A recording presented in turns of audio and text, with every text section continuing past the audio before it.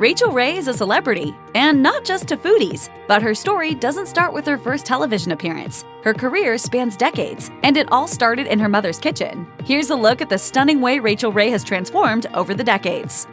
Cooking is in Ray's blood. Her family was in the restaurant business, and she grew up in her mom's restaurant, The Carvery. She told the Boston Globe, "Literally my first memory in life was my mom on the phone fighting with a meat purveyor, and I was on her hip as I always was. I was maybe 3. She's talking on the wall phone. She gets us all tangled up because she's walking in circles pacing. And that's literally my first memory in life." Ray said that she was branded with this memory, and it's evident that being raised in the industry had a lifelong impact. She told Forbes, "I literally grew up in restaurants and kitchens and walk-ins, and that's just the environment I felt most comfortable in. Unloading trucks and stuff, and cleaning shrimp, and cleaning out the walk-in, and just being around hard work and food. It felt very normal to me."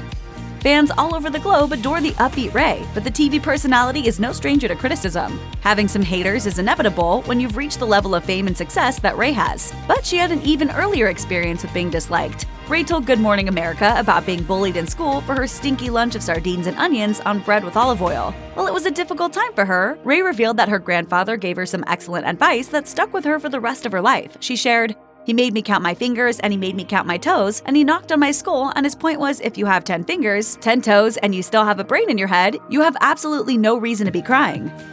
While many people moved to the Big Apple in search of their big break, moving to New York City was actually the wrong move for Ray. In fact, she believes that if she hadn't left the city, she would have never become as successful as she is. Ray left New York City after a couple of years, citing a bad breakup, a broken ankle, and 2 muggings as being the reason she left. She explained to Vanity Fair, "People have a lot worse things happen to them in life, but I felt like the whole universe was telling me, you're not supposed to be here right now."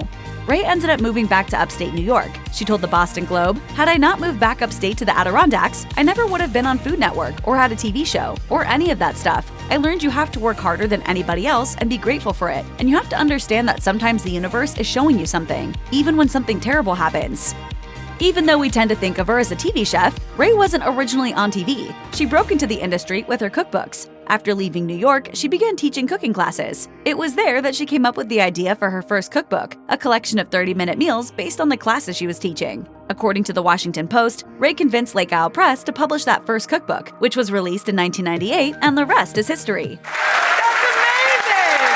From that first cookbook came the television appearances. By 2001, Ray had sold 10,000 copies of her cookbooks and had her own TV segment in Albany, New York, according to Westwind Communications. From there, she landed a cooking demo on Northeast Public Radio's Vox Pop, where she was scouted by not just Food Network, but also The Today Show.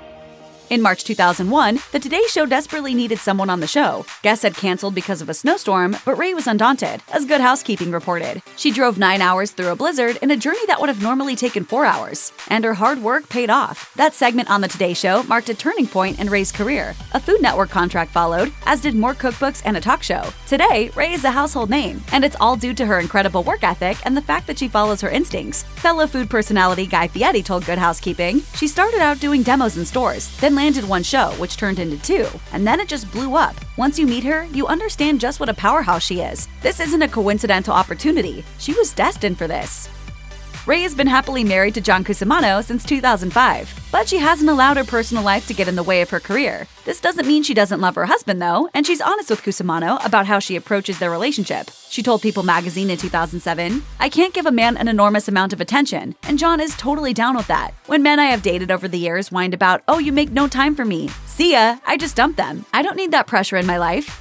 Ray met Cusimano in 2001 and said that she was surprised to find someone so compatible with her. She explained, "He came at a point in my life when I had decided I'm not going to chase marriage. I don't think young men or women should feel pressured into marriage. You shouldn't marry anyone, in my opinion, who you have to try hard for." He's actually very easy to be married to, but you can't have him. Even though Ray has built up quite the reputation for herself, she doesn't consider herself a chef. Many people might disagree with her, but Ray has a very specific reason for not wanting to call herself a chef, and it makes a lot of sense. She explained to the Boston Globe, "Because people that are chefs go through a process to become one, and I did not. I think that you should drive in your lane, and I like the word cook." Even the title of cook doesn't sit quite right with the humble Ray, though. She went on to say, "I think of myself even more as a waitress than a cook. I want to serve people. That makes me happy. I want people to feel good about themselves, to be more adventurous, to try new things, new flavors, to talk to each other more."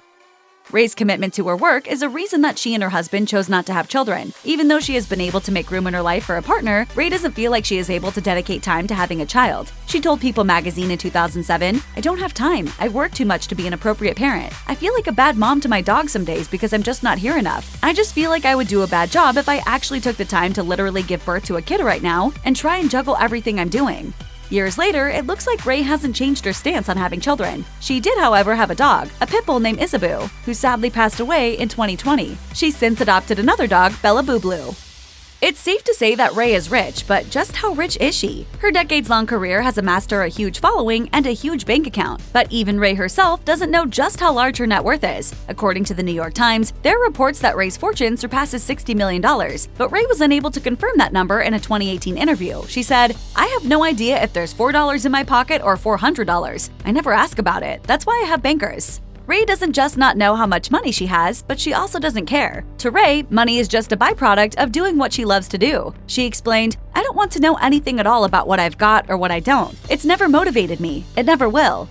While Ray has active Instagram, Twitter, and Facebook accounts, she isn't the most prolific poster. Unlike other celebs who carefully cultivate their social media images, Ray doesn't spend very much time on social media, preferring instead to spend her time in the physical world. She told the New York Times, "I don't take in negative information online. I just don't feel it's a constructive use of my time, and I have too much work to do."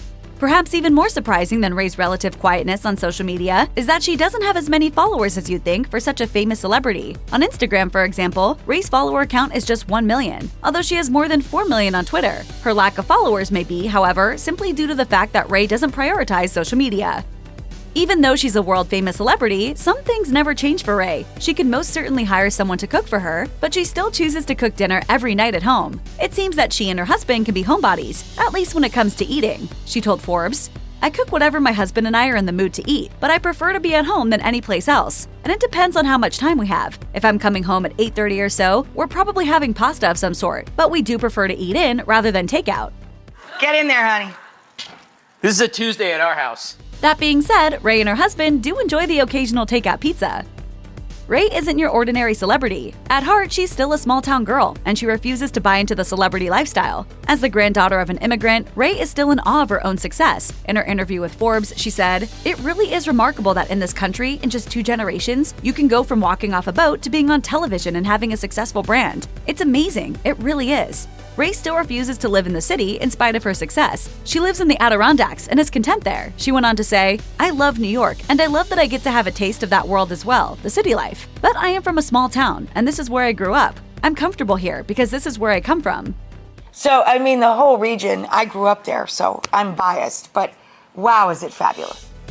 Cooking and television hosting are far from Ray's only talents. In 2019, Ray branched out from the food industry and launched a handbag line during her South by Southwest feedback event in Austin, Texas. The line includes a variety of bags as well as belts, all of which are made from Italian leather and affordably priced. In a post about the line on her website, Ray said, "I think a bag should be functional, look really cool, and not be too precious. You should be able to take it anywhere, and it should last for years."